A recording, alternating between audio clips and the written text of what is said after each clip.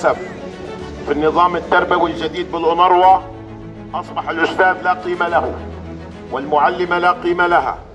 نحن نطالب أولا الأونروا بالتراجع عن سياسة الظلم لبعض الأساتذة بالصرف التعسفي من وظائفهم، إضافة إلى إقامة مقام جليل عالي يحفظ فيه مكان الأستاذ.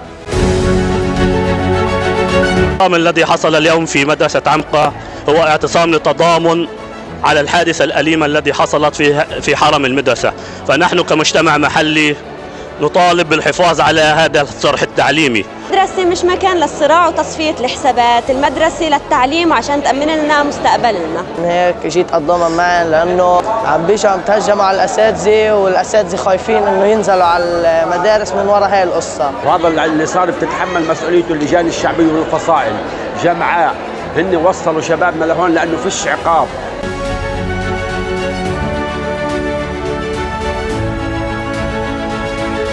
في اتحاد المعلمين نطالب بما يلي: أولاً إدارة الأونروا بأن تحافظ على أمن وسلامة مؤسساتها وموظفيها وتلاميذها.